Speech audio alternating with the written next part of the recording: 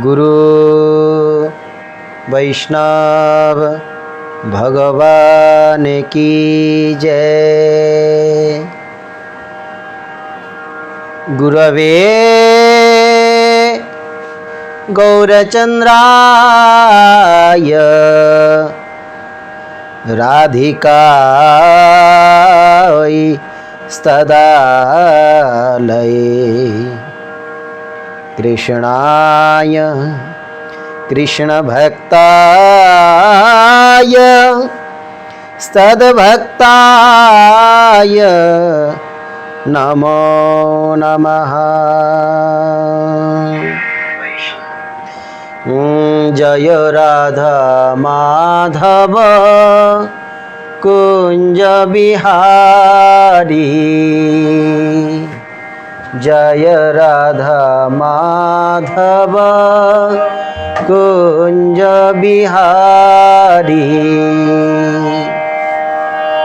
गोपी जन बल्लभ गिरिवर धारी, गोपी जन बल्लभ गिरिवर धारी। गोपी जन बल्लभ गिरिवर धारी, गोपी जन बल्लभ गिरिवर धारी। जय राधा माधव कुंज बिहारी,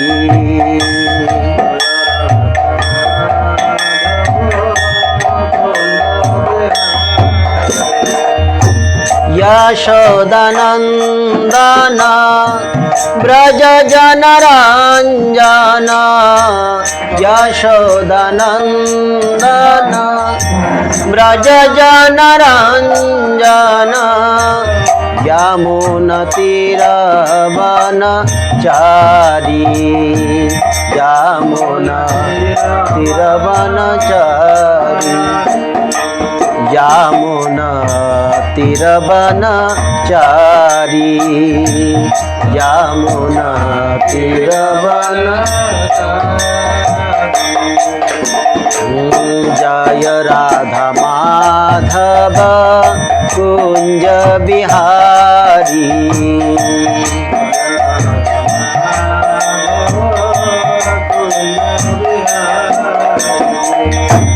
हरे कृष्ण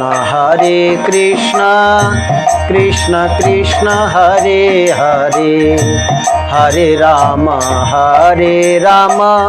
राम राम हरे हरे।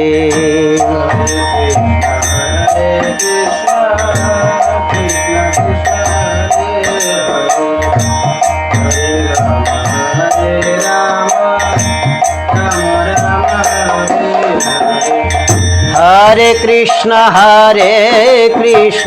कृष्ण कृष्ण हरे हरे, हरे राम राम राम हरे हरे। हरे कृष्ण कृष्ण कृष्ण हरे हरे, हरे Ram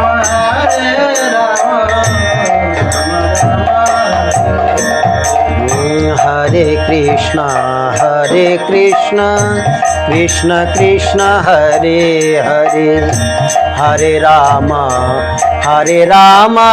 Ram Ram Hare Hare.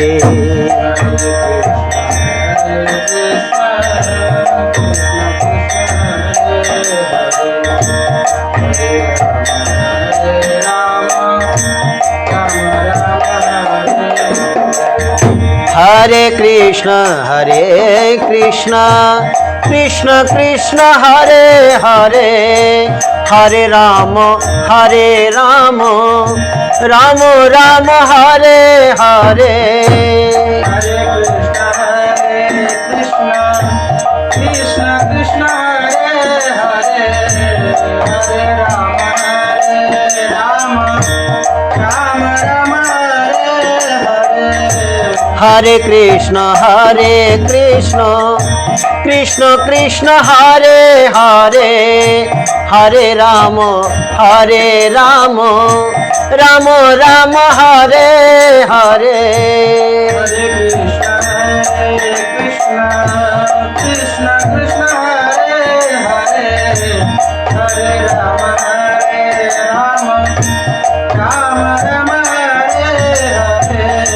Hare Krishna, Krishna Krishna, Hare Hare, Hare Rama, Rama Rama, Hare Hare. हरे कृष्ण कृष्ण कृष्ण हरे हरे, हरे Ram Ram Ram Ram Hare Hare. Hare Krishna, Krishna Krishna, Hare Hare, Hare Rama, Rama Rama, हरे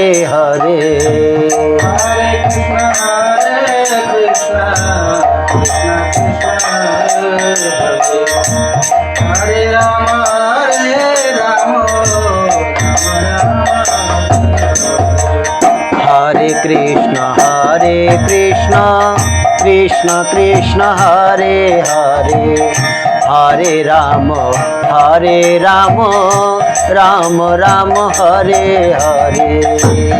Hare Krishna,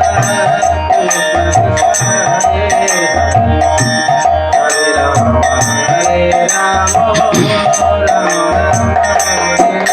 Rama, Rama हरे कृष्ण कृष्ण कृष्ण हरे हरे, हरे राम राम राम हरे हरे।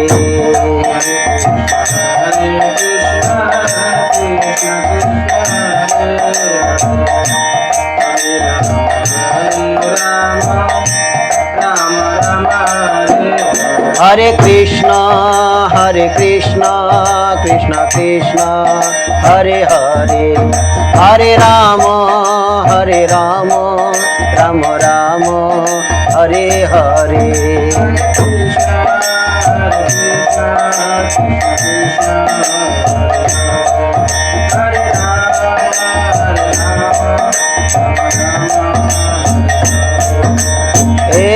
हरे कृष्ण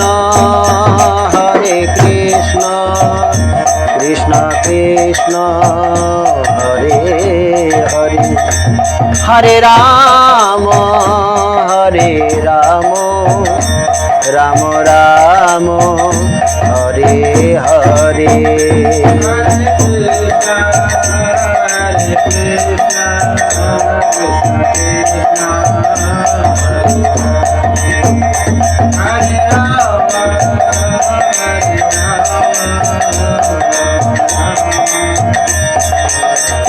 निताई गौर हरि बोल हरि बोल हरि बोल हरि बोल।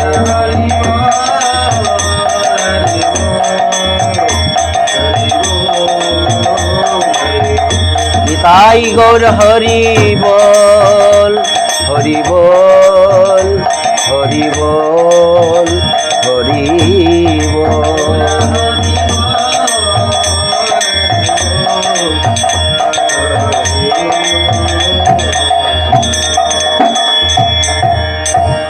श्री श्री गुरु वैष्णव भगवान की जय। गुरु वैष्णव भगवान तिनेर शरण, तिनेर शरणे হয় বিঘ্ন বিনাশন। हरे कृष्ण। तो भक्तगण, आज परम शुभ तिथि श्री अपरा एकादशी व्रत उपवास। এই अपरा एकादशी व्रत प्रसंगे আমরা সর্বপ্রথম একটু আলোচনা করব, তারপরেই আমরা কিছু গৌরকৃষ্ণ কথায় ফিরে যাব। তো আজ জ্যৈষ্ঠ কৃষ্ণপক্ষিয়া অপরা একাদশী ব্রত উপবাস।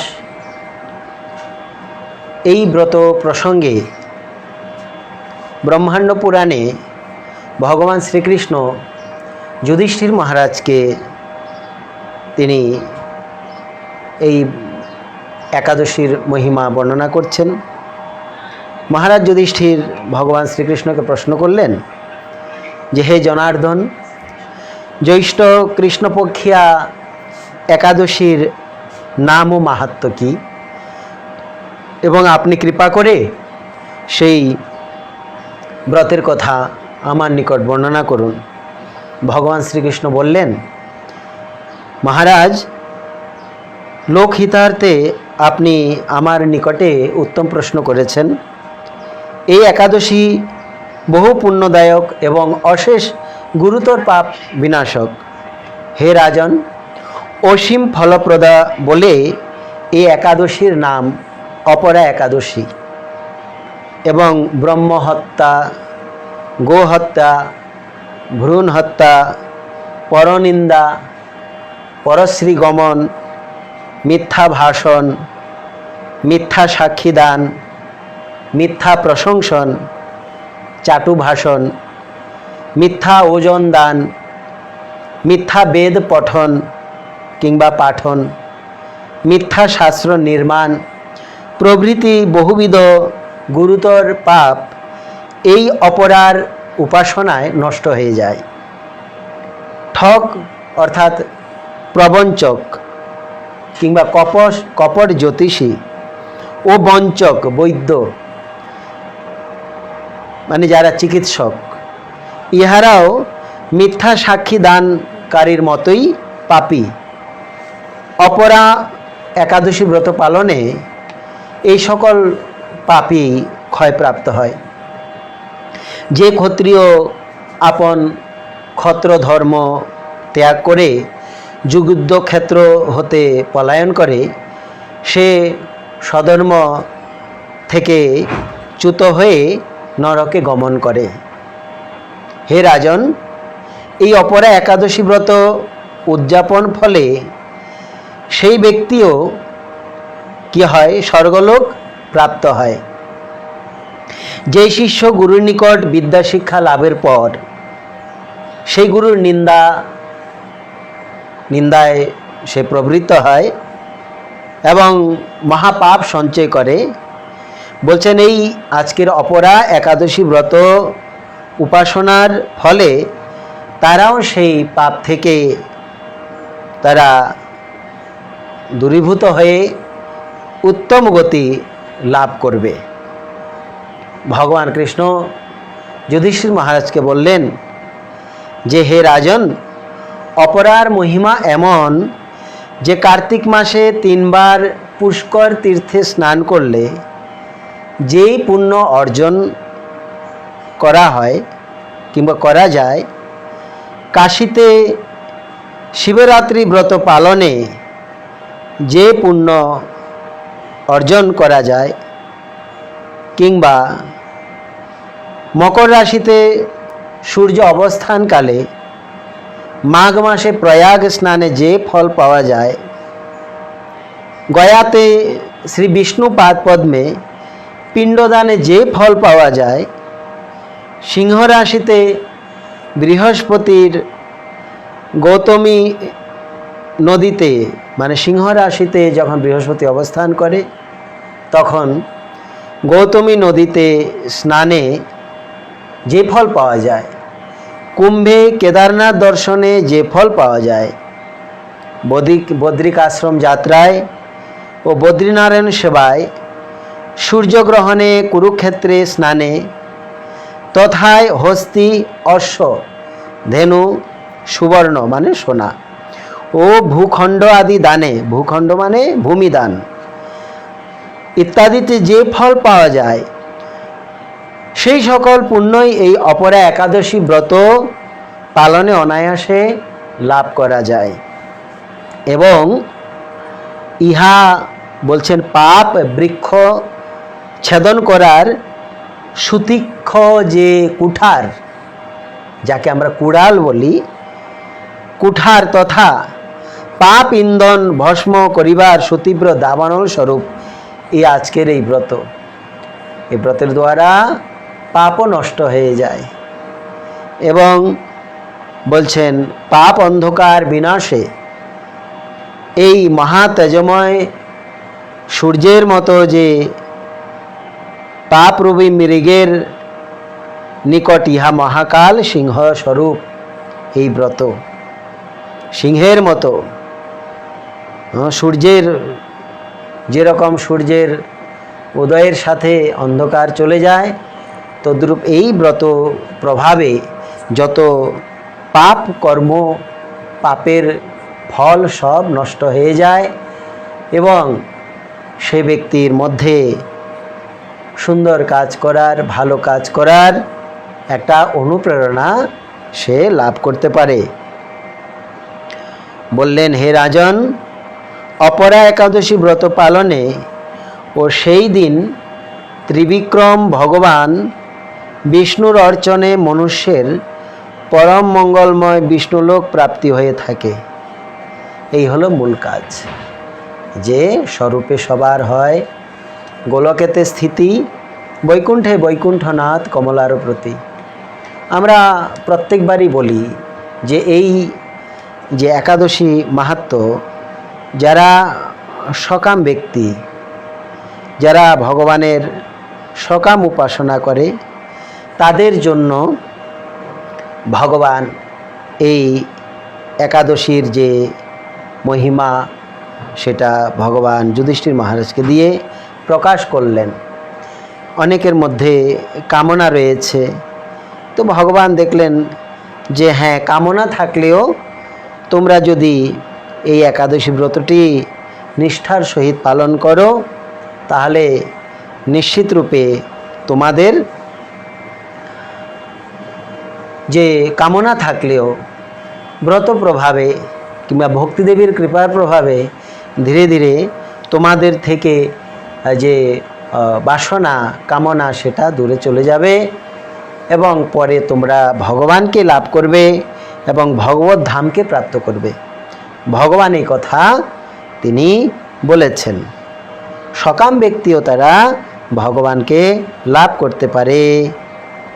এই জন্য বলেছেন যে আজকের যে একাদশী, এই একাদশীর মহিমা বর্ণনা করছেন যে এই একাদশী ব্রত প্রভাবে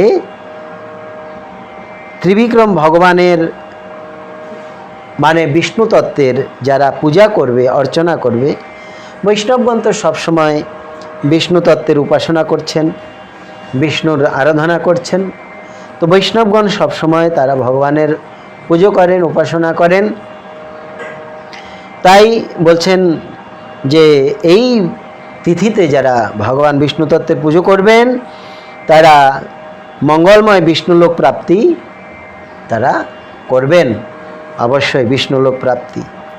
ভগবান কৃষ্ণ যুধিষ্ঠির মহারাজকে বললেন যে হে রাজন, লোকহিতার্থে আপনাকে আমি এই যে একাদশীর মাহাত্ম্য বললাম, এই মাহাত্ম্য শ্রবণে ও পঠনে যারা শ্রবণ করছেন, আপনারা যারা এই একাদশীর ব্রত মাহাত্ম্য কথা আপনারা শ্রবণ করছেন এবং পঠনে জীবের সকল পাপ বিনষ্ট হয়ে যায়। সংক্ষিপ্ত আকারে আজকের এই একাদশী ব্রতের কথা বর্ণনা করছেন ভগবান শ্রীকৃষ্ণ যুধিষ্ঠির মহারাজকে উপলক্ষ করে। তো আমরা এই একাদশী শ্রী মহাপ্রভু কিভাবে ব্রতটি করলেন সেই প্রসঙ্গে আমরা একটু আজকে আলোচনা করব।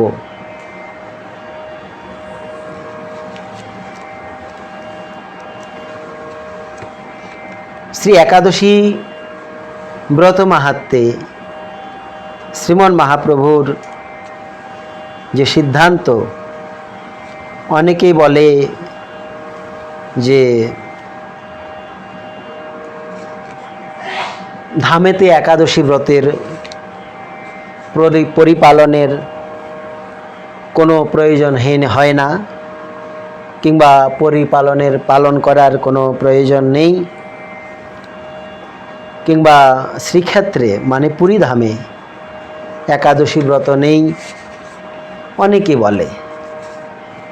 সর্বোপরি কথা এই যে পরমেশ্বর ভগবানের কোনো ব্রতের তপস্যার কোনো প্রয়োজন নেই। ব্রতটি প্রয়োজন আমাদের মতো ব্যক্তির জন্য। ভগবান কাকে প্রাপ্ত করার জন্য ব্রত করবেন?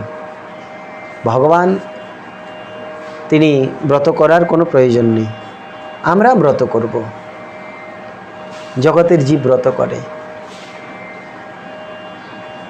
জীবজগৎ ব্রত করে পরমাত্মাকে ভগবানকে প্রাপ্ত করার জন্য। পরমেশ্বর কেন ব্রত করবেন? ভগবান কেন ব্রত করবেন? ওনার কোনো প্রয়োজন পড়ে না।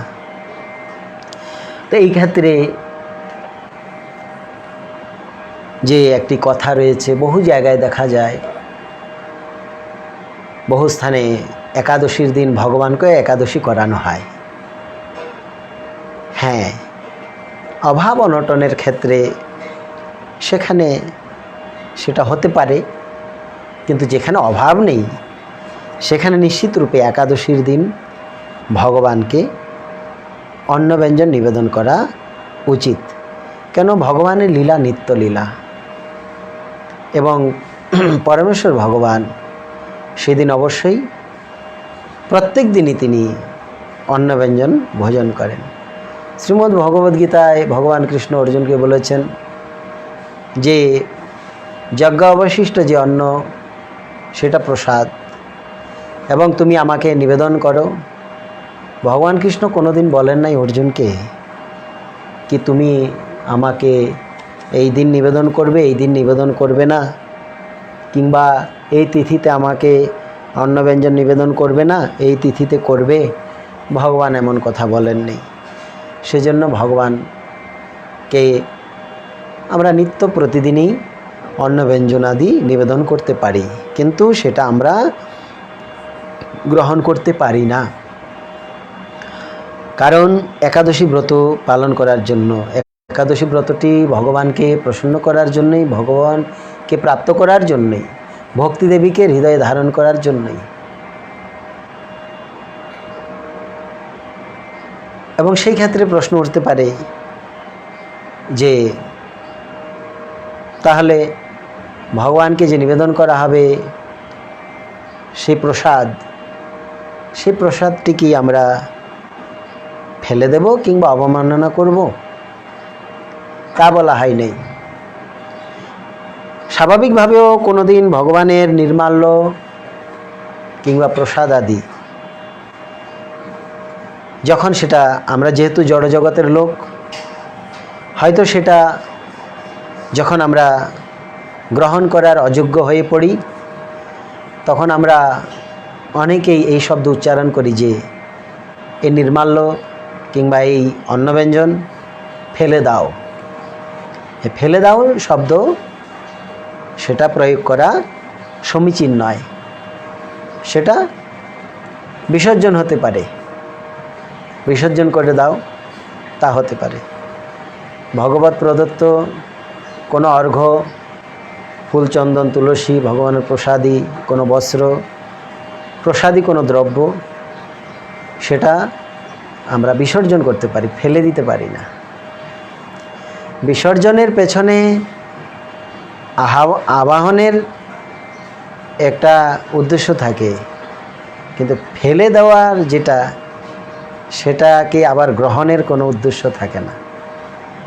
সেজন্য যেখানে আহ্বান আছে সেখানে বিসর্জন আছে, যেখানে বিসর্জন আছে সেখানে আহ্বান আছে। সেজন্য যখন আমরা অযোগ্য হয়ে পড়ি, যেমন জড়জগতের লোক, আমরা কিছু ভোজন করলেই আর পেটে ধরে না, তখন আমরা বলি বেশি হয়ে গেছে, উচ্ছিষ্ট হয়ে গেছে প্রসাদ, ফেলে দাও। না, বিসর্জন করে দাও। কারণ আমি অযোগ্য। স্বাভাবিকভাবে প্রসাদ বুদ্ধি তো আমাদের নেই। বিশেষ করে একাদশীর দিন ভগবানের নিবেদিত যে প্রসাদ, তার কি হবে, তা কি করা হয়? এই প্রসঙ্গে কলিযুগ পাবন অবতার ভগবান শ্রী চৈতন্য মহাপ্রভু তিনি যখন সন্ন্যাস নিয়ে পুরী ধামে অবস্থান করছেন, তো সেখানে তিনি বলেছেন এবং সেখানে দেখিয়েছেন যে একাদশী ব্রত কিভাবে পালন করতে হয় এবং প্রসাদেরও যেন কোনো অবমাননা না হয়, প্রসাদেরও যেন কোনো অমর্যাদা না হয়, তার জন্য মহাপ্রভু একটি লীলা করেছেন। এখানে সুন্দরভাবে ভক্তিবিনোদ ঠাকুর মহাশয় এই লীলাটিকে তুলে ধরেছেন। একদিন গৌরহরি শ্রী গুণ্ডিচা পরিহরি জগন্নাথ বল্লভে বসিলা, শুদ্ধা একাদশী দিনে কৃষ্ণ নাম সংকীর্তনে দিবস রজনী কাটাইলা।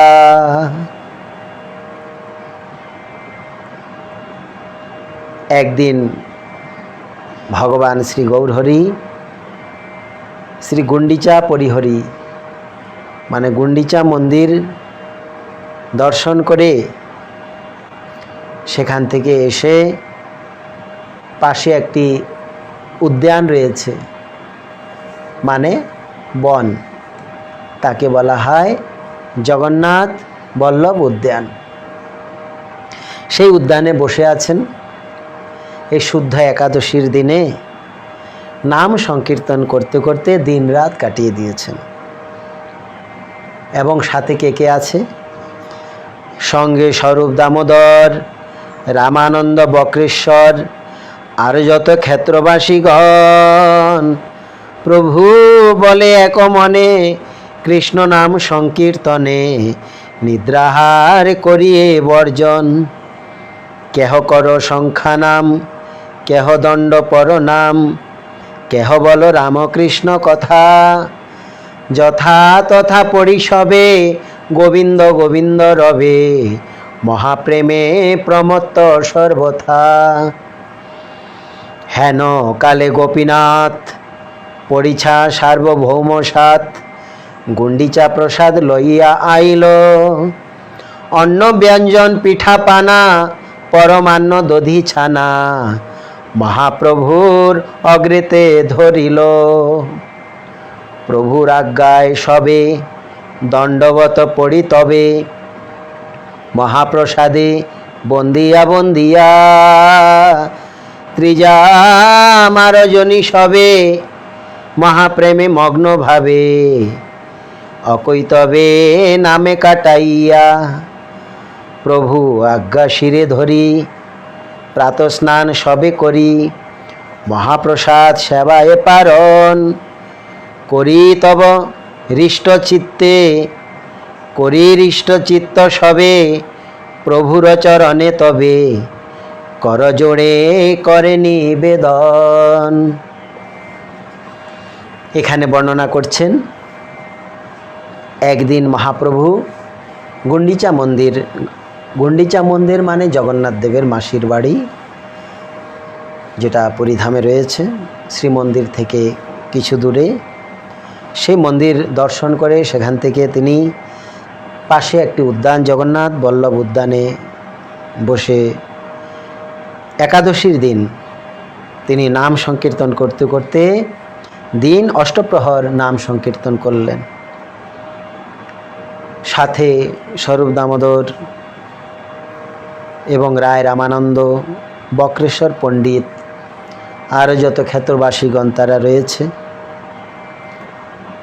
মহাপ্রভু বলছেন যে সকলেই এক মনে কৃষ্ণনাম সংকীর্তন করো তোমরা এবং নিদ্রা বর্জন করো, আহারও বর্জন করো। আজকে একাদশী, সকলে নাম সংকীর্তন করো। মহাপ্রভু বলছেন যে এই প্রকার তোমরা হরিনাম সংকীর্তনের মাধ্যমে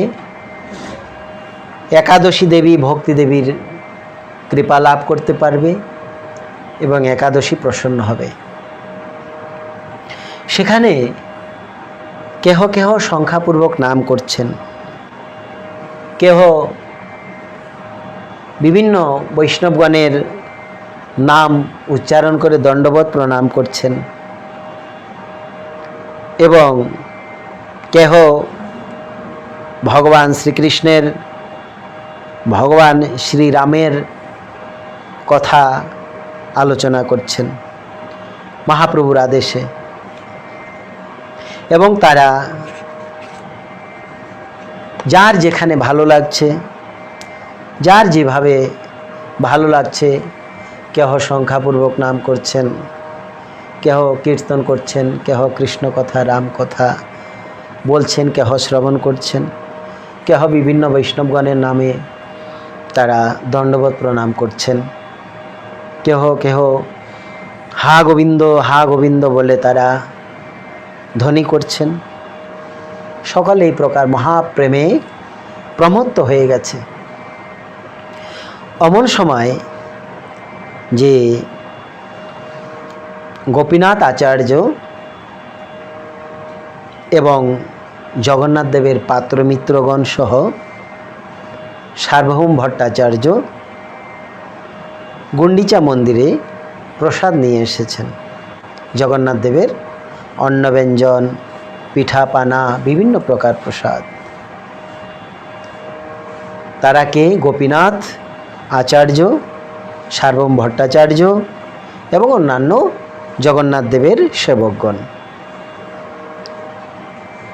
অন্নব্যঞ্জন, পিঠাপানা, পরমান্ন কিংবা দুগ্ধজাত বিভিন্ন প্রকার দ্রব্য সব কিছু এনে মহাপ্রভুর আগে তারা নিবেদন করলেন।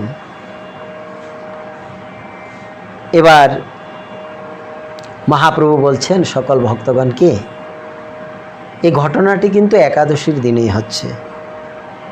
মহাপ্রভু সকল ভক্তগণকে বলছেন যে দেখো দেখো, বৈষ্ণবগণ আর জগন্নাথ দেবের মহাপ্রসাদ নিয়ে এসেছেন,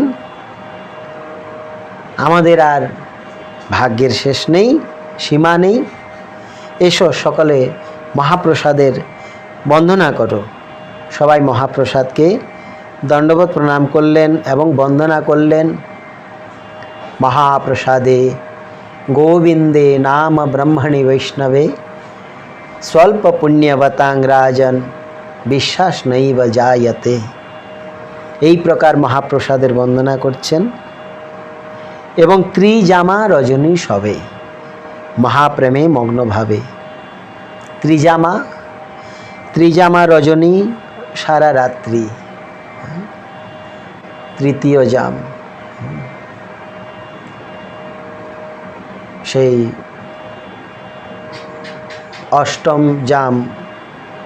অষ্টম জামে হয় 24 প্রহর। তো সেই প্রকার ত্রিজামা, 3 জাম পর্যন্ত তারা সকলেই নাম সংকীর্তন করেছেন। তো 9 ঘন্টা হতে পারে, ত্রিজামা 9 ঘন্টা। সকল ভক্তগণ তারা সেই সংকীর্তন ত্রিজামা রজনী সবে মহাপ্রেমে মগ্নভাবে তারা মহাপ্রেমে মগ্ন হয়ে অকৈতবে নামে কাটাইয়া। অকৈতবে মানে একদম নিষ্কপটভাবে। এই নয় কি আজ একাদশীর দিন আমরা অন্নব্যঞ্জন কিংবা মন মতো আহার খাওয়া দাওয়া থেকে একটু বিরত হয়ে গেছি, দূরে হয়ে গেছি, সে খাওয়ার সামনে এসেছে, প্রসাদ সামনে এসেছে, তা না খেয়ে নাম সংকীর্তন করা, এর প্রতি অনেক সময় মনও যায় না। আমাদের মতো জড় জগতের লোক এরকমই হয়। কিন্তু মহাপ্রভুর ভক্তগণ কি করলেন? অকৈতবে নামে কাটাইয়া মন দিয়ে নাম সংকীর্তন করে রাত্রি অতিবাহিত করলেন। তার পরের দিন প্রাতকালে প্রভুর আজ্ঞা শিরে ধরি মহাপ্রভু এবার আদেশ করছেন যে সকালে যাও, স্নান করো। মহাপ্রভু সকল ভক্তগণকে নিয়ে স্নান করলেন এবং স্নান করে এসে ভগবানকে প্রণাম করে তিলক বন্দনা করে এইবার মহাপ্রসাদ সেবায় পারণ। সে প্রসাদের পারণা করলেন, সে প্রসাদ দিয়ে পরের দিন পারণা করলেন। পারণার একটি নিয়ম থাকে যে একাদশী পরের দিন সূর্য উদয় থেকে একটি সময় থাকে পঞ্জিকাতে, অনেক সময় 8:30, 8:45, 9:30, 10:15 এই প্রকার কিছু সময় থাকে পঞ্জিকাতে নির্দিষ্ট করা থাকে। সেই সময়ের মধ্যে আমাদেরকে এই ব্রতটি ভঙ্গ করতে হয়, তাকে বলা হয় পারণ। তো পারণ কি করে করা হবে? যে পূর্ব দিবসে একাদশীর দিনে যে অন্নব্যঞ্জন ভগবানকে নিবেদন করা হয়েছিল সেই প্রসাদ ওই সময়ের মধ্যে সূর্যোদয় থেকে সেই সময়টি নির্দিষ্ট সময়টির মধ্যে সেই অন্নব্যঞ্জন ভোজন করে গ্রহণ করে সে প্রসাদের মর্যাদা রক্ষা করে একাদশী ব্রতের ভঙ্গ কিংবা পারণ করা, সেটাই নিয়ম। মহাপ্রভুর আদেশে ভক্তগণ তাই করলেন পুরীধামেতে। করি হৃষ্ট চিত্ত সবে প্রভুর চরণে তবে করজোড়ে করে নিবেদন। এই প্রকার সকলে আনন্দিত হলেন যে আমাদের গতকাল একাদশী ব্রত সম্পূর্ণভাবে হলো এবং আজ যে মহাপ্রসাদ গতকাল এসেছিল সে প্রসাদের আজ আমরা সকলে সেবা করেছি, সে প্রসাদের সম্মান করতে পেরেছি। সকল ভক্তগণ এবার আনন্দিত হলেন। মহাপ্রভু পুরীধামে থেকে এই একাদশীর নিয়ম তিনি আমাদের জানিয়েছেন এবং পার্শ্বদগণকে নিয়ে সেটা মহাপ্রভু আচরণ করে আমাদের দেখিয়েছেন। তো কাজেই এই যে একাদশী ব্রত আমাদের সকলেরই পালন করা উচিত। অনেক মহাপ্রভুর ভক্তগণের মধ্যে অনেকে রয়েছেন, অনেকেরই ধারণা কিংবা কিছু অপসম্প্রদায় রয়েছে, তারা একাদশীর মহিমাটাকে বিধি মার্গের মনে করে কিংবা বেদবিহিত নিয়ম মনে করে তারা একাদশী ব্রত পালন করে না এবং তারা মনে করে কি তারা রাগমার্গে কিংবা রাধাকৃষ্ণের যুগল ভজনের অধিকার প্রাপ্ত করেছেন, তাদের বিধিমার্গের যে ব্রত আদি করার কোনো প্রয়োজন নেই, এই ভেবে তারা একাদশী ব্রত পালন করে না। কিন্তু আবার তারা মহাপ্রভুর পুজো কিংবা মহাপ্রভুর ভোগ নিবেদন আদি সেটাকে খুব মান্যতা দেয়। এই ক্ষেত্রে যদি মহাপ্রভুকে তারা মানেন তো অবশ্যই মহাপ্রভুর যেই সিদ্ধান্ত কি মহাপ্রভু পুরীধামে তিনি অবস্থান করে ভক্তগণের মাধ্যমে এই একাদশীটি কী করে পালন করতে হয় সেটা আমাদেরকে তিনি শিখিয়ে গেছেন। তো এই প্রকার ব্রতের মহিমা আমরা আজ শুনতে পেলাম যে ভগবান শ্রী চৈতন্য মহাপ্রভু কিভাবে এই ব্রতটি পালন করেছেন ভক্তগণকে নিয়ে। তাছাড়া ভক্তগণ সকলেই মহাপ্রভুর নিকটে দণ্ডবত প্রণাম করে তারা বলছেন মহাপ্রভুকে যে হে প্রভু, এই একাদশী ব্রত পালনের যদি আরও কিছু নিয়ম থাকে সেটা আপনি কৃপা করে আমাদের উপদেশ করুন। শ্রীক্ষেত্রে একাদশী, শ্রীক্ষেত্রে শ্রী একাদশী। এখানে বর্ণনা করছেন, সর্বব্রত শিরোমণি শ্রীহরি বাসরে জানি, নিরাহারে করি জাগরণ, জগন্নাথ প্রসাদান্ন ক্ষেত্রে সর্বকালে মান্য, পাইলেই করিয়ে ভক্ষণ।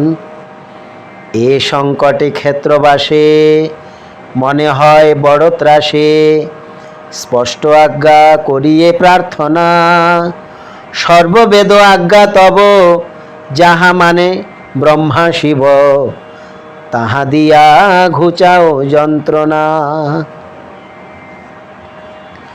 ভক্তগণ তারা প্রভুর চরণে হাত জোড় করে করজোড়ে তারা নিবেদন করছেন মহাপ্রভুর চরণে, কি হে মহাপ্রভু, যে সকল ব্রতের মধ্যে শ্রেষ্ঠ ব্রত যে হরিবাসর ব্রত, হরিবাসর ব্রতটিকে বলেছেন সকল ব্রতের মধ্যে শ্রেষ্ঠ ব্রত। এই হরিবাসর ব্রত বলছেন সর্বব্রত শিরোমণি, শ্রী হরিবাসরে জানি, নিরাহারে করি জাগরণ। নিরাহারে মানে ভোজন না করে জাগরণ করা, এবং জগন্নাথের যে প্রসাদ অন্ন, এ প্রসাদ তো সর্বকালেই সর্বস্থানেই মান্য। শাস্ত্রে বর্ণনা রয়েছে কি প্রসাদ পাওয়া মাত্রই ভক্ষণ করতে হয়। এই অবস্থায় কি করা যায়? শাস্ত্রে বর্ণনা রয়েছে কি প্রসাদ পেলেই ভক্ষণ করতে হয়, কিন্তু একাদশীর দিন যদি প্রসাদ পাওয়া যায়, প্রসাদ আসে সম্মুখে, তো একাদশী ব্রত পালন করব না প্রসাদ ভোজন করব? ভক্তগণ প্রার্থনা করছেন মহাপ্রভুকে কি এই সংকটে ক্ষেত্রবাসে মনে হয় বড় ত্রাসে, স্পষ্ট আজ্ঞা করিয়ে প্রার্থনা। হে প্রভু, এই সংকট অবস্থায় আমাদের মনে খুব ত্রাস হচ্ছে,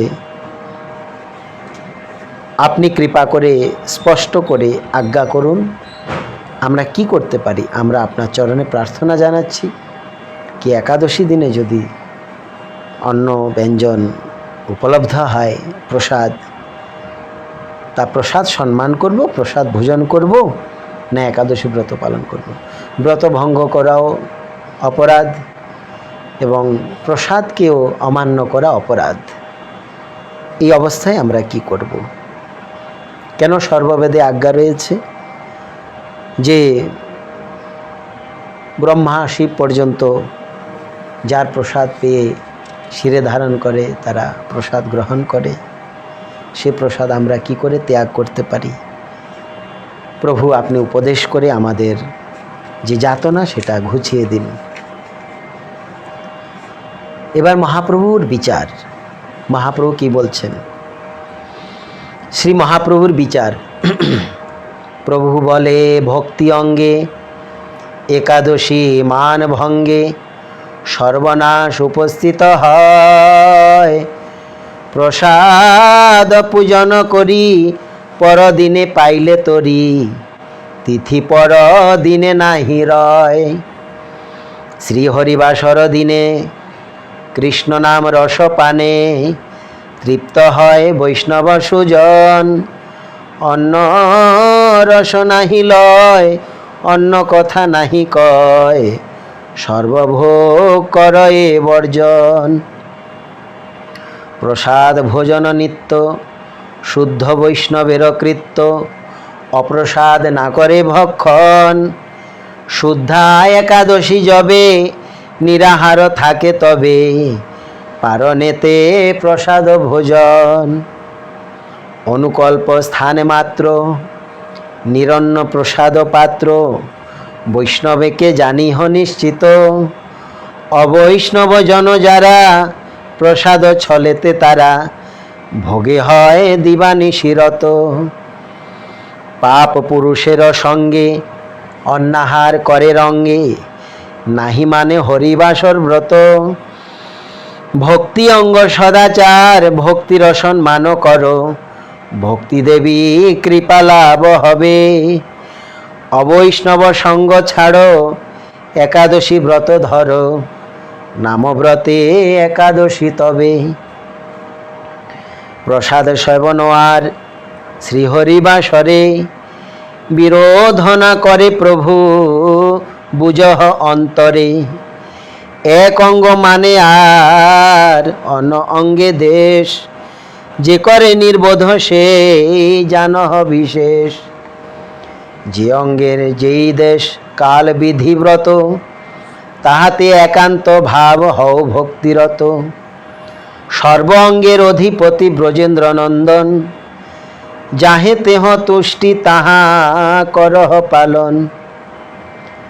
একাদশী দিনে নিদ্রাহার বিসর্জন, অন্য দিনে প্রসাদ নির্মাল্য সুসেবন। শুনিয়া বৈষ্ণব সব আনন্দে গোবিন্দ রব, দণ্ডবত পড়িলেন তবে। স্বরূপাদি রামানন্দ পাইলেন মহানন্দ, ওড়িয়া গো ওড়িয়া ভক্ত সবে।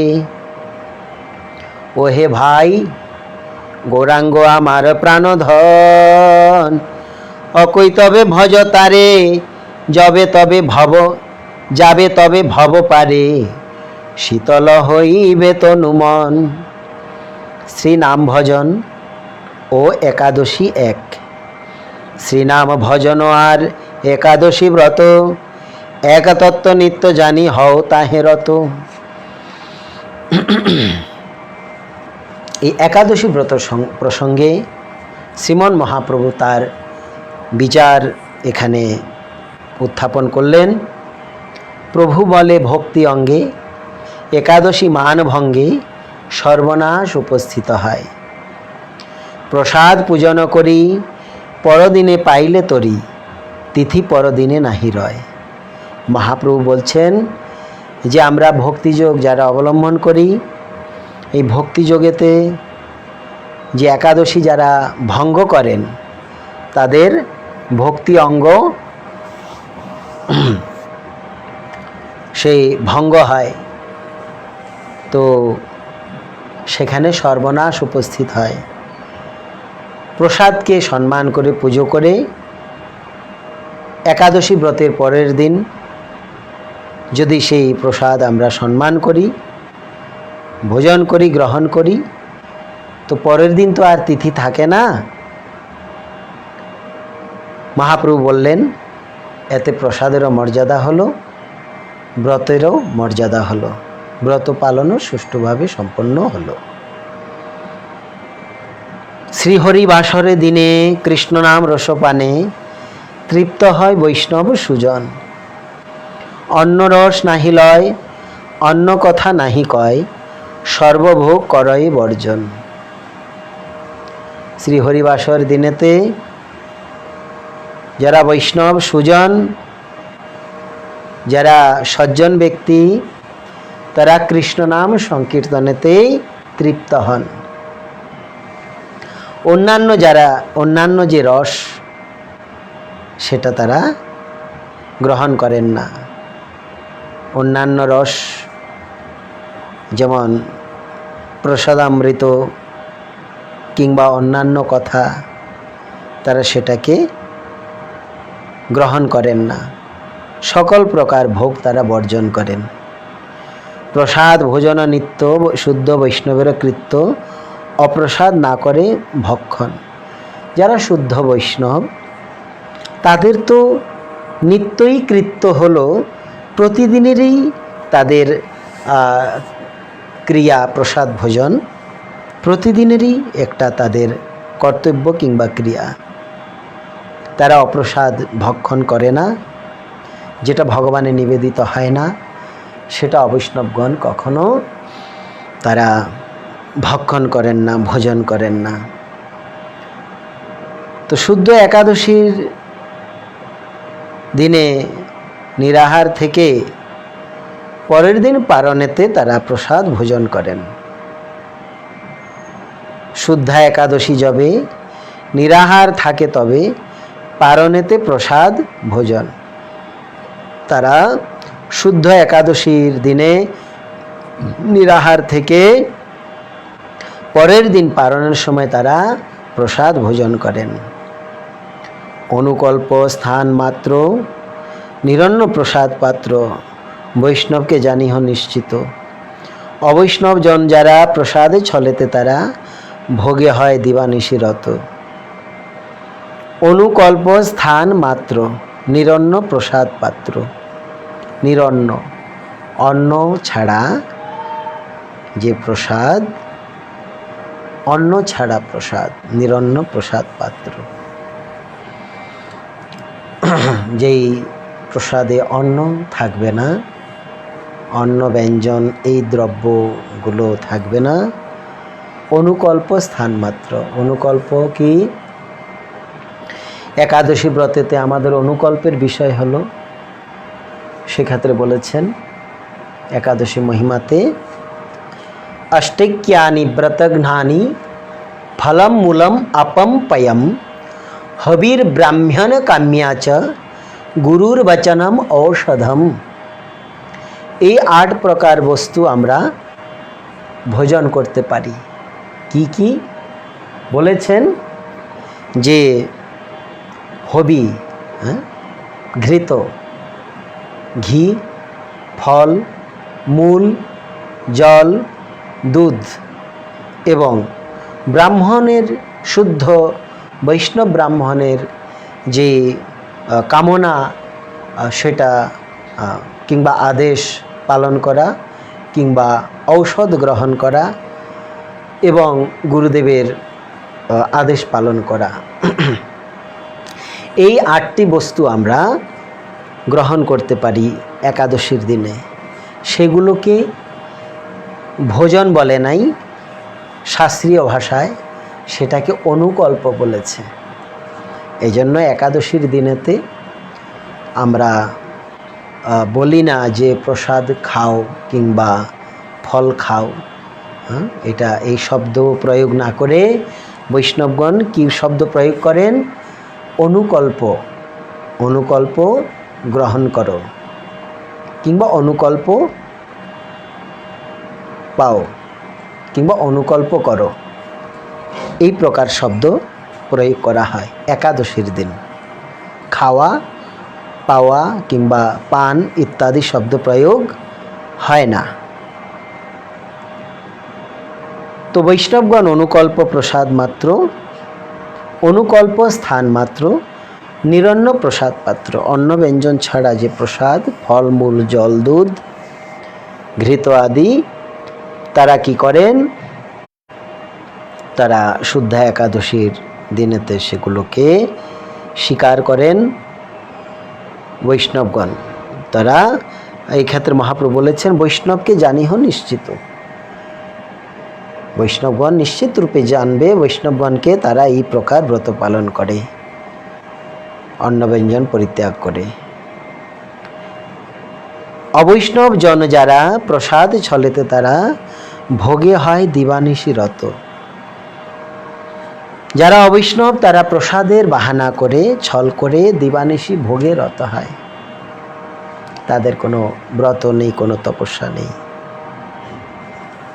তারা নিজেকে রাগমার্গের কিংবা যুগল ভজনের অধিকারী মনে করে একাদশী ব্রত পর্যন্ত পরিত্যাগ করে দেন। এই প্রসঙ্গে 13টি অপসম্প্রদায়ের মধ্যে মাত্র কয়েকটি সম্প্রদায় তারা একাদশী ব্রত পালন হয়তোবা করেন, বাকি সবাই একাদশী ব্রত পালন করেন না। 13টি অপসম্প্রদায়ের মধ্যে ভক্তিবিনোদ ঠাকুর বর্ণনা করেছেন আউল, বাউল, কর্তা, ভজা, নেড়া, দরবেশ, সাই, সহজিয়া, সখী বেকি, স্মার্ত জাত গোসাই, অতিবাড়ি, চূড়াধারী, গৌরাঙ্গ নাগরী, তোতা কহে এই 13 সঙ্গ নাহি করি। এ 13টি অপসম্প্রদায়ের মধ্যে কয়েকটি সম্প্রদায় তারা একাদশী ব্রত, যদিও পূর্বে তারা বিভিন্ন শস্য জাতীয় দ্রব্য আদি তারা গ্রহণ করে ব্রত করতেন, কিন্তু ইদানিং তারা গৌড়ীয় বৈষ্ণবগণের সেই ব্রতবিধি আদি দেখে তারাও এখন শুদ্ধভাবে একাদশী ব্রত করার জন্য ব্রতী হয়েছেন। এখানে বর্ণনা করছেন, পাপ পুরুষের সঙ্গে অন্নাহার করে রঙে, নাহি মানে হরিবাসর ব্রত। তারা পাপ পুরুষের সঙ্গে অন্নাহার ভোজন করে, অন্ন আহার করেন, তারা হরিবাসর ব্রত পালন করেন না। যারা ভোগবাদী কিংবা ভক্তিযোগকে যারা অবলম্বন করেন নাই। ভক্তি অঙ্গ সদাচার, ভক্তি অঙ্গ সদাচারও, ভক্তিরও সম্মানও করো, ভক্তি দেবী কৃপা লাভ হবে। অবৈষ্ণব সঙ্গ ছাড়ো, একাদশী ব্রত ধরো, নামে ব্রতে একাদশী তবে। বলছেন ভক্তি অঙ্গ সদাচার, ভক্তির অঙ্গগুলো কি কি? কি সদাচার গ্রহণ করা, এটা একটা ভক্তির অঙ্গ। আরও রয়েছে শ্রীমন মহাপ্রভু সনাতন গোস্বামী পাদকে অবলম্বন করে কাশী ধামেতে বৈষ্ণব সদাচার কিছু, ভক্তি সদাচারে কিছু শিক্ষা দিয়েছেন। তো সেখানে সদাচার যে একটা পদ্ধতি কিংবা সদাচার যে একটা অঙ্গ ভক্তির, সেটা বর্ণনা রয়েছে। মহাপ্রভু বলছেন ভক্তি অঙ্গ সদাচার, ভক্তির সম্মানও করো, ভক্তির সম্মান করো, ভক্তির যে অঙ্গ সদাচার সেটা পালন করো, ভক্তি দেবীর কৃপা লাভ হবে। যারা অবৈষ্ণব তারা একাদশী ব্রত করে না। মহাপ্রভু বলছেন এই ক্ষেত্রে অবৈষ্ণবের সঙ্গ ছেড়ে দাও এবং একাদশী ব্রত ধরো, পালন করো। নাম ব্রতে একাদশী তবে, তবে নাম ব্রতে কিংবা এই নাম ব্রতের মাধ্যমে একাদশী পালন করলে তবেই আমাদের ভক্তিদেবীর কৃপা লাভ হবে। প্রসাদ সেবন আর হরিবাসরে, বিরোধ না করে প্রভু বুঝহ অন্তরে। মহাপ্রভু প্রসাদ সেবনের বিরোধ করছেন না, নিষেধ করছেন না, এটা অন্তরে বুঝতে হবে। কারণ একাদশী তিথি চলে গেলে এই তিথি আর পাওয়া যাবে না, কিন্তু মহাপ্রসাদ তো প্রতিদিনই আমি পেতে পারবো, পারনাতেও প্রসাদ পেতে পারবো। এই জন্য পারনা দিনেতেই অন্নব্যঞ্জন ভোজন করে মহাপ্রসাদের সম্মান করা হয়। এক অঙ্গ মানে আর অন্য অঙ্গে দেশ, যে করে নির্বোধ সেই জানহ বিশেষ। যারা একটা অঙ্গ মানে ভক্তির অঙ্গ মহাপ্রসাদ ভোজন সেটা মেনেছে, কিন্তু ভক্তি অঙ্গ যে একাদশী ব্রত পালন সেটা মানে না। তো বলছেন সে নির্বোধ, জেনে রাখো সে নির্বোধ, কিছু জানে না। যে অঙ্গের যেই দেশ কাল বিধিব্রত, তাহাতে একান্ত ভাব হও ভক্তিরত।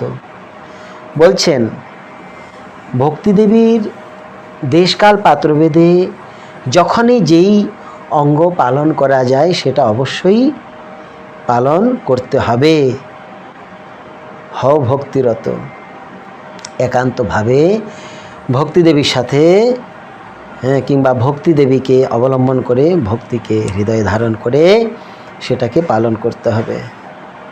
দেশকাল পাত্রভেদে, দেশ পুরী ধামে একাদশী ব্রত নেই, কিন্তু মহাপ্রভু ধামে একাদশী ব্রত করেছেন। কালটা কি? কাল একাদশী তিথি, এই কাল সময়। কিন্তু এই একাদশী তিথিতেও প্রভু কি করছেন? ব্রত পালন করলেন এবং প্রসাদের সম্মান করলেন। নিয়ম, দেশকাল বিধি, দেশকাল অনুসারে বিধি ব্রত পালন করা। সর্বঙ্গের অধিপতি ব্রজেন্দ্র নন্দন, যাহে তেহ তুষ্টি তাহা করহ পালন। বলছেন সর্বঙ্গের অধিপতিকে ব্রজেন্দ্র নন্দন কৃষ্ণ, তিনি যেভাবে তুষ্ট হবেন সেভাবে ব্রত পালন করো।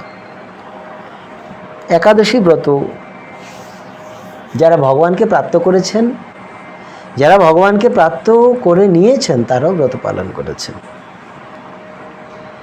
নন্দ বাবা, যশোদা মা, ব্রজবাসীগণ, ব্রজাঙ্গনাগণ, গোপীগণ, তারা ভগবানকে লাভ করেছেন। ব্রজবাসীগণ ভগবানকে লাভ করেছেন, তারাও একাদশী ব্রত পালন করছেন। সেজন্য এখানে বলেছেন যে সে পরমেশ্বর ভগবান যেভাবে তুষ্ট হয় সেভাবেই পালন করো। একাদশী দিনে নিদ্রাহার বিসর্জন, অন্য দিনে প্রসাদ নির্মাল্য সুসেবন। একাদশীর দিন নিদ্রা এবং আহার বিসর্জন করে কি করতে হয়? হরিনাম সংকীর্তন এবং ভগবানের কথা শ্রবণ কীর্তন। অন্য দিনে প্রসাদ নির্মাল্য সুসেবন, সেটা অন্য দিনেও করা যেতে পারে। মহাপ্রভুর মুখে এই কথা শুনিয়া বৈষ্ণব সব আনন্দে গোবিন্দরব, দণ্ডবৎ পড়িলেন তবে। সকল বৈষ্ণবগণ এই ব্রত মহিমা শ্রবণ করে, মহাপ্রভুর মুখে ব্রতবিধি শ্রবণ করে শুনে আনন্দে তারা বলছেন গোবিন্দ গোবিন্দ গোবিন্দ বলে তারা দণ্ডবৎ প্রণাম করছেন মহাপ্রভুর চরণে। এবং স্বরূপ দামোদর প্রভু, রায় রামানন্দ প্রভু, তারা মহা আনন্দ পেলেন। আর উড়িয়া গৌড়িয়া যত ভক্ত রয়েছে, উৎকলবাসী কিংবা বঙ্গবাসী যত ভক্তগণ, সকলেই পরমানন্দ লাভ করলেন। ভক্তিবিনোদ ঠাকুর মহাশয় বলছেন, ওরে ভাই, ওহে ভাই, গৌরাঙ্গ আমার প্রাণধন, অকই তবে ভজ তারে, যাবে তবে ভবপারে, শীতল হইবে তনুমন। গৌরাঙ্গ আমার প্রাণধন, অকই তবে ভজ তারে। অকই তবে মানে নিষ্কপটভাবে, অন্য বাঞ্ছা ত্যাগ করে নিষ্কামভাবে তাকে ভজনা করো। অকৈতবে, কৈতব কপটতা কিংবা বাঞ্ছা, অভিলাষ, কামনা, স্বার্থ যদি থাকে, তাহলে ভক্তি জগতে লাভ করা, উন্নত হওয়া যাবে না। সেজন্য বলেছেন অকৈতবে ভজতারে। গাও পুনঃ পুনঃ, লোচন দাস ঠাকুরের কবিতা এই প্রসঙ্গে বলেছেন। গাও পুনঃ পুনঃ গৌরাঙ্গের গুণ, সরল করিয়া মন, এ ভব সাগরে এ মন দয়ালো, না দেখিয়ে একজন। পুনঃ পুনঃ গৌরাঙ্গের গুণ গাও মন সরল করে। ঠাকুর মহাশয় এখানে বলেছেন অকই তবে ভজ তারে, যাবে তবে ভব পারে, শীতল হইবে তনুমন। শরীর এবং মন শীতল হয়ে যাবে।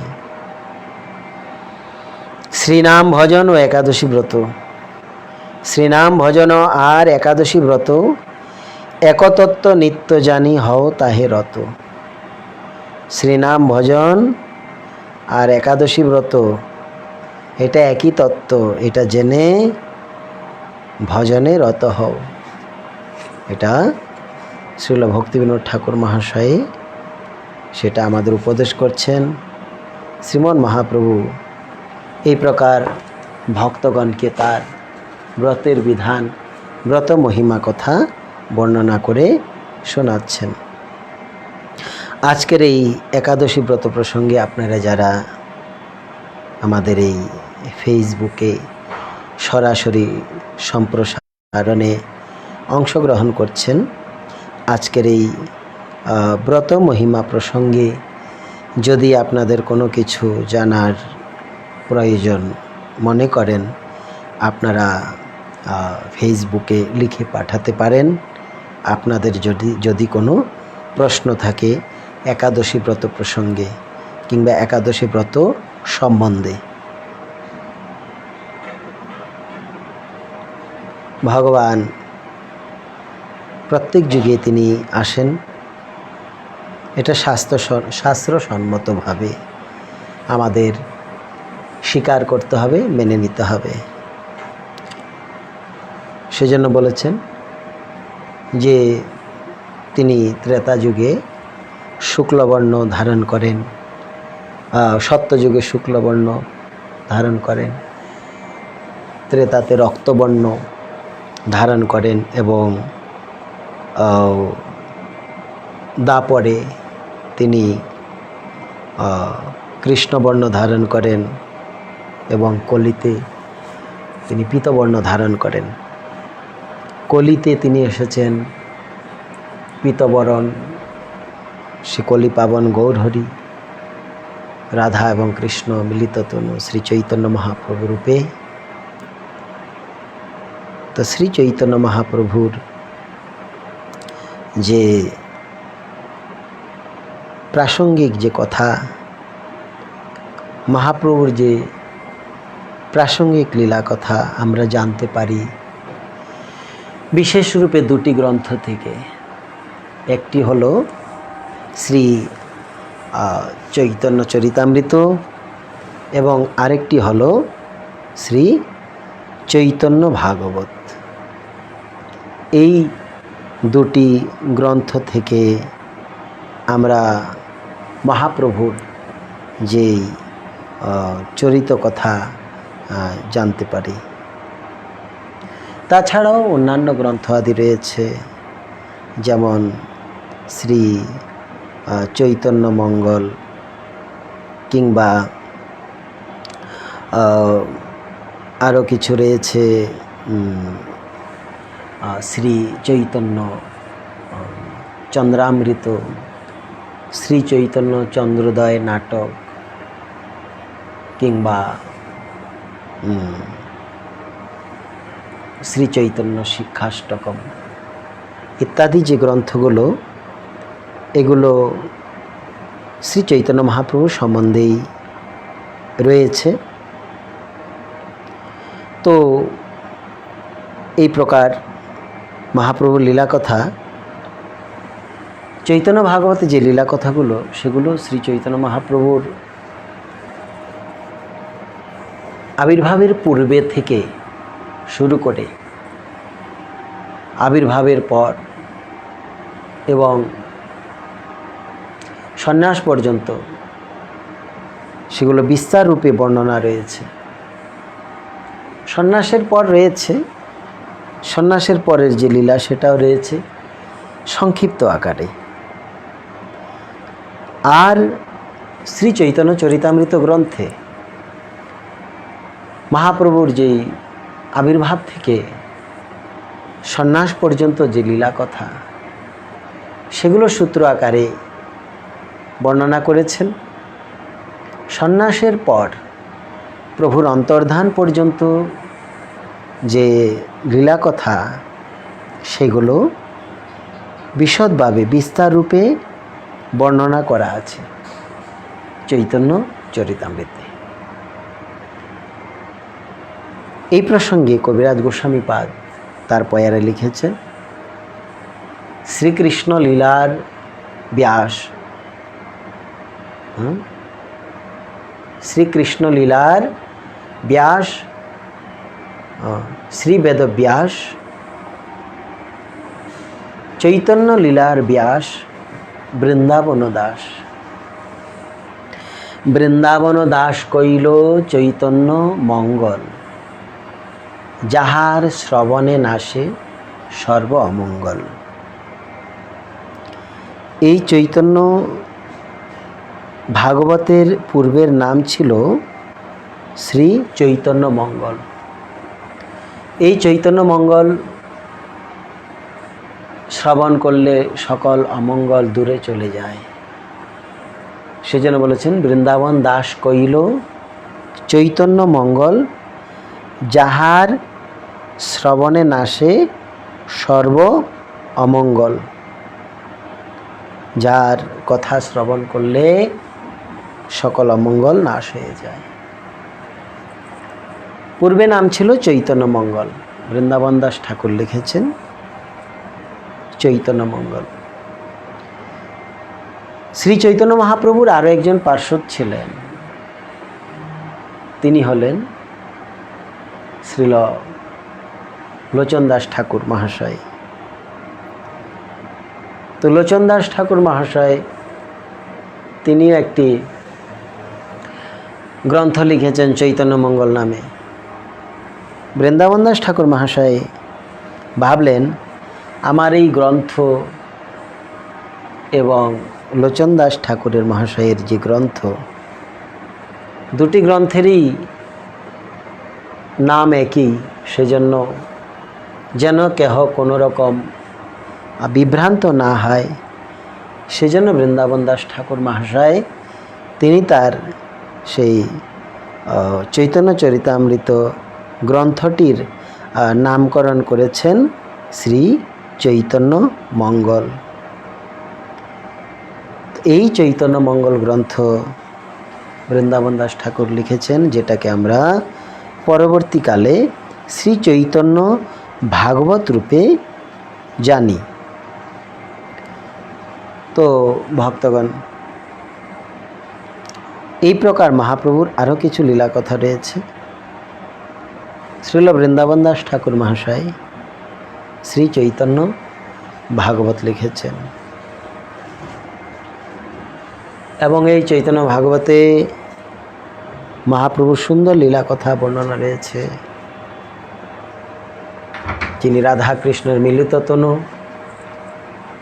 ভগবান শ্রী গৌর সুন্দর, তা লীলা কথাগুলিকে বৃন্দাবন দাস ঠাকুর মহাশয় বর্ণনা করছেন। যিনি দাপর যুগে কৃষ্ণলীলা বর্ণনা করেছেন কৃষ্ণ দ্বৈপায়ন মহর্ষি বেদব্যাস। কৃষ্ণ দ্বৈপায়ন বেদব্যাস যখন কৃষ্ণলীলাগুলোকে তিনি বর্ণনা করছেন, তো সেখানে কৃষ্ণ সম্বন্ধে কিছু কথা লেখা আছে। কলিযুগে ভগবান অবতীর্ণ হবেন তার কিছু কথা লেখা আছে। সেখানে দেখা যেতে পারে বেদরাজ, নিমি মহারাজ নবযোগেন্দ্র সংবাদে ভগবান কোন যুগে কিভাবে আসবেন এই প্রসঙ্গে বর্ণনা করেছেন। কোন যুগে তিনি কি বর্ণ ধারণ করবেন, কিভাবে আসবেন, সেটাও বর্ণনা করেছেন। এবং প্রহ্লাদ মহারাজ ভগবান নৃসিংহদেবকে স্তুতি করছেন এবং সেখানে ভগবান নৃসিংহদেবকে ত্রিযুগ বলে তিনি বর্ণনা করছেন। হে প্রভু, সত্য, ত্রেতা, দ্বাপর এই তিনটি যুগেতে আপনার লীলা প্রকাশিত, বিকশিত হবে, বিস্তার হবে, দর্শন হবে। কলিযুগেতে আপনার যে লীলাগুলো সেগুলো প্রচ্ছন্ন থাকবে, আচ্ছন্ন থাকবে। সেই লীলাগুলো জগতের লোক তারা বুঝতে পারবে না,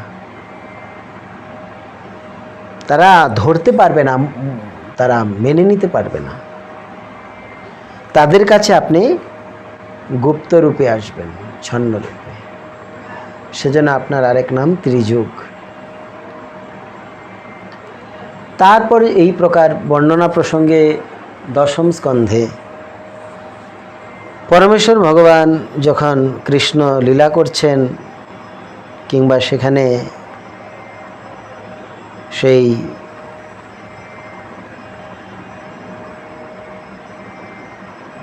ভগবানের বাল্যলীলায় নামকরণ প্রসঙ্গে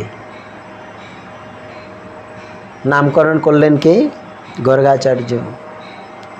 কৃষ্ণ নাম রাখি গর্গ ধ্যানেতে জানিয়া।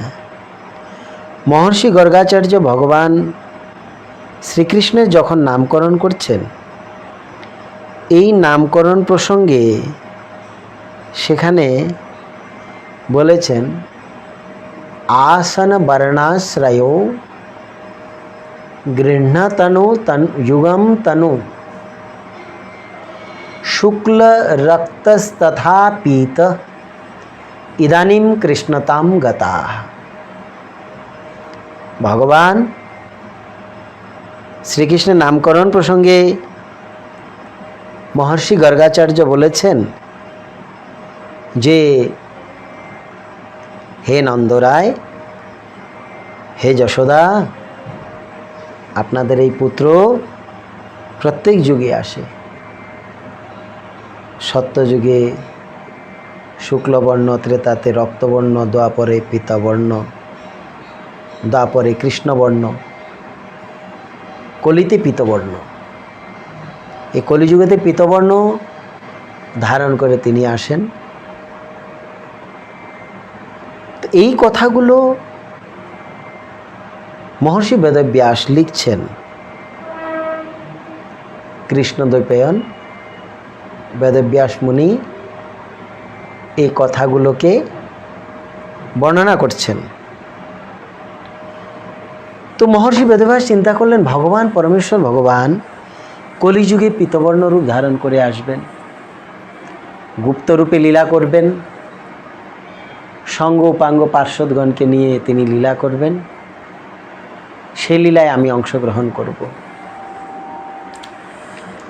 মহর্ষি বেদব্যাস চিন্তা করলেন। তখন কৃষ্ণদ্বৈপায়ন বেদব্যাস মুনি ধ্যানস্থ হয়ে দেখলেন যে রাধা কৃষ্ণ মিলিত হয়ে গৌরাঙ্গ রূপেতে আসবেন। তখন তিনি এসেছেন মহর্ষি কৃষ্ণদ্বৈপায়ন বেদব্যাস শ্রীল বৃন্দাবন দাস ঠাকুর রূপেতে। শ্রীল বৃন্দাবন দাস ঠাকুর মহাশয়ের যে কিছু লীলা কথা, যিনি ভগবানের পরম প্রিয় পার্ষদ, সে বৃন্দাবন দাস ঠাকুর মহাশয়ের কথা আমরা আগামীকাল শ্রবণ করব বিকেল 5টায়। আজ আমাদের সময় হয়ে গেছে, আর অধিক সময় নেব না। হরে কৃষ্ণ।